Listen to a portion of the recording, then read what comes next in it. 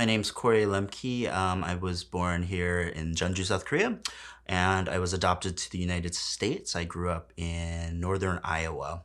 I've been living here in Seoul for about 8 years, 9 years now. And I've been mostly, I teach some English. I do some editing work as well. I've worked in a bunch of different fields.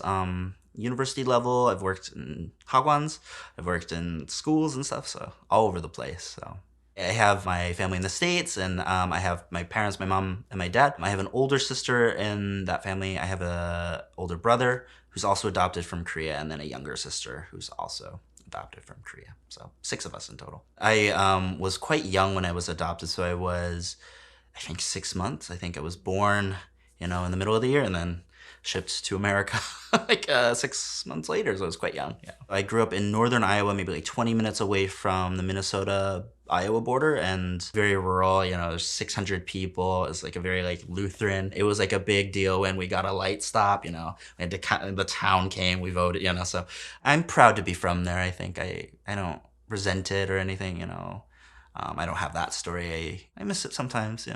It's I wouldn't say it's home anymore, but I'm definitely familiar with it, and I'm definitely the product of that place. So, I think people have different impressions of like what that would be like, and being surrounded by white. And there were struggles, I think, racial identity things, trying to figure out and stuff like that. But for the most part, I think people were understanding.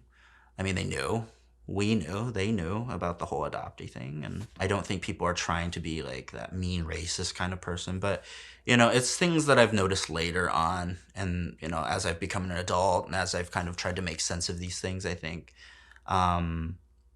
that's kind of the discrimination I think I experienced. I think that was a big motivation for me to come to Korea, was to just, I think growing up in Iowa, just none of the clothes fit me, for example. Like everyone's so tall, everyone's so big, and I'm not. I'm like 5'6", 5'7", maybe on a good day, and clothes just, they didn't fit. And I go to the little boys section and Kohl's, and it says something too. I think it does something to your psyche. I think it says you don't really belong here. We don't make clothes for people like you.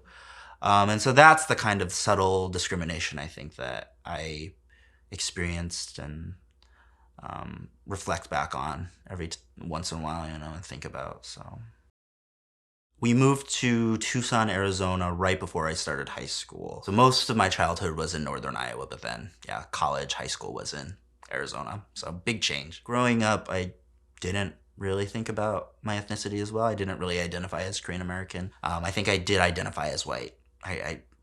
Yeah, I definitely did. I didn't, like, Korea is over there, and I was, and I look this way, but I'm white. My parents are white, my family's white. So people saw me as Asian, and that was shocking for me. As silly as that sound, it was, whoa, and I couldn't pretend to be white anymore. And I think that's where I started to experience more overt racism, that kind of nasty, I'm trying to be mean to you kind of racism. I remember one singular episode of this was, there was an incident in high school where actually the swimming coach, something had happened, and she was talking about, I was in band, and she was talking about the school band, and I overheard her say something along the lines like, oh, our band sucks or whatever. And I got upset. I was like, you're like a swimming coach. You should support us. We should all support each other. We go to the same school. And I later found out that she'd call me a chink. She said I sounded so chinky. And she was just like mocking me in front of the swimming team. Like, oh, he's got such a thick accent. My friends told me about that on the swimming team. They told me. And I was upset, because I was upset that they didn't stand up for me. And then I told my band director, and I was upset that he didn't do anything about it. He didn't, talk to me. What was even more disappointing, and what made me realize that I needed to get out of there, was they actually started self-victimizing. She started, why is this happening to me? Why, like, and, people took her side. Like, she was clearly in the wrong. There's no, you can't dismiss racism, but they did. And then she was somehow the victim of this thing of, why are they attacking me? And, I could lose my job for this and stuff like that, but people didn't think like I should check in with the person that, this affected. So that's when I realized that this might not be so safe, this environment. So I did. I got out of there. Yeah, so everybody had something to say about this, I think, and except for me, except for my family. And so I think that really set me on a course to kind of figure out what it all meant. Yeah, I mean, I had been in Asia before. Korea was kind of like the last country that so I was in Taiwan before Korea. I was in mainland China briefly, off and on in uni. My brother was in Japan. He's in the military, so I visited him. So Korea was kind of actually the last sort of Asian thing that I did. But it was always there in my mind, and I guess at that time it was like, it's gonna come. I'm gonna do it. Of course, I've been all over Asia. Of course, I'm gonna go to Korea. So I think it was a mixture of reasons of like why I came back to Korea. Like I had gone back to the States after Taiwan for a while and was working and like entry level jobs, and you have those questions. You're like, what am I gonna do? This is not what I wanted to do, and so I left, and I was like, I guess this is the time to go teach English in Korea and find my family and do all those things. And so I did. Actually, I feel a little bad saying, but reuniting was actually very easy for me, and I didn't actually have a plan. Like I knew I was coming to Korea, and it was kind of like I'll do it down the road. But I was just applying for my visa here, my F4, and you have to get your paper to prove that you're Korean or whatever. So you have to go to the adoption agency. And my social worker, my caseworker was just like, do you want to meet your family? And I was like today? And yeah, it was like that. It was the next day. I think she called them that night and emailed me the next morning and says, we found them. We know where they are.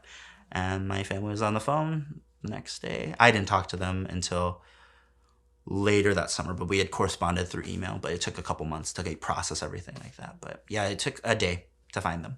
It was wild. It was very quick. And I went down to Jeonju to meet them. And so my birth family, I have contact with my uncle, who is my mother's younger brother. She is in the hospital long term. She had like an accident, and my father kind of left the picture when that happened. But they didn't know she was pregnant with me until after the fact. So yeah, it was basically, my grandfather's very, very Catholic. He was like the deacon. He was something in the church. And so that's kind of where they got the idea for adoption, was through the priest. So they had me. They didn't know she was pregnant until, I guess, 8 months, according to them, 8 months in. And then a month later they had me, and I reunified with my uncle shortly after coming to Korea. I have cultivated a relationship with them for the past 8 years, and there's pros and cons. It's not just the language either. I think everyone thinks, if I speak perfect Korean, it'll happen, and love will find a way. It doesn't. We love each other, I think, but there's just differences of socialization. There's different values that I just can't compromise about myself. And I wouldn't expect that of them either. It was very hard at the beginning. And I wouldn't say like hard in the sense that it was like emotionally challenging and I was like breaking down. It's just, there is always that kind of thought in the back of my head, like, what if they find out something about me, or, or they don't like that I'm doing my political activities or whatever, and they don't want to talk to me anymore or whatever. I always think that, there is always that kind of anxiety. And I think there's that anxiety on their end too. And I think in a weird way that kind of brings us together a little bit more. But I'm so lucky, I think, that they want to try and that they make time for me. And I know they're very busy. They've got their kids and their families now and things like that. So I feel very fortunate. It was a big moment reuniting and seeing I think coming to Korea, seeing other Asian bodies, I think, was a big moment. Seeing my birth family, of like, I don't think people who are not adopted can comprehend what that is like. They take it for granted, knowing where you get this from and what that does to your self-esteem. Not having that, what that does to your self-esteem. I don't think people can understand that. And now that I'm in Korea, I do work with Democrats abroad. I'm working as the chair right now, and it's been a defining thing in my experience here. Having that, it's strange, being here, and I think being in the States and looking towards Korea and trying to do Korean things, and then being here in Korea and looking back at the States and trying to do my American things. I think it's who I am. I think I always like wanting the other side. The grass is greener, trying to bring the two sides a bit closer together. So, in terms of like how I identify right now, I always say right now I've been saying I identify as Korean and American.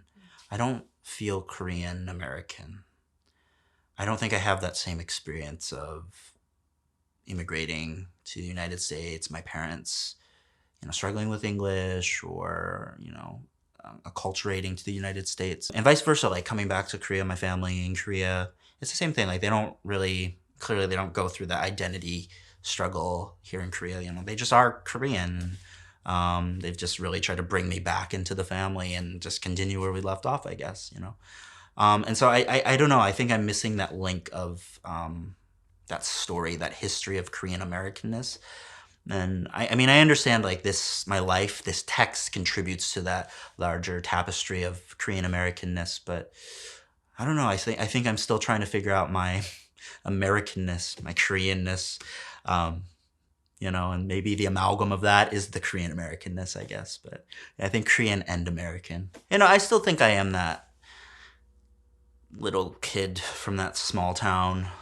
I think that's been the kind of driving force in my life is, realizing these things, like realizing that clothes don't fit me and then searching out clothes that do fit me or whatever, and going to the next town or exploring my world. I think it's really motivated me to try to, figure out more about the world. And it's led me, I think, here to Korea to see what this is like and experience different things. And, so I think that in that way, it's motivated me. It's been, it's shaped me, I guess.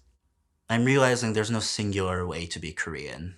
I think, when we talk about our identity as Korean people and when we look at Korea, I think that's the tendency is to say, like Korea is this way, Korean people do this. Now that I have been in Korea and I've met so many people, my partner's Korean, um, and they're from Jeonju and stuff like that. There's no even in Korea. I think saying Korean people do this. I'm just always shocked at comparing my family's way of doing things in Jeonju, compared with how things are done in Jeju, and it's so different. So even in Korea, there's a lot of Korean ways of being and existing and things like that. And so I think with our own Korean American experiences, there must be so many infinite ways to be Korean American. And I think we're all defining that. We're all making that. And I think that's, really cool. And the beauty of, our community, we're figuring it out. My name's Cory Lemke, and this is my Korean American story.